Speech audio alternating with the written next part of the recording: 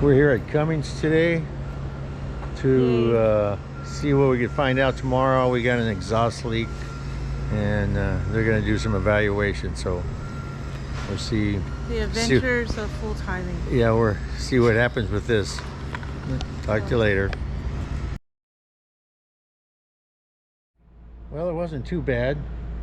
They got it changed out in a day. They didn't know how long it would take. And the turbo was good. The exhaust manifold wasn't cracked, so it basically turned into a gasket change. So anyways, got it all done in one day.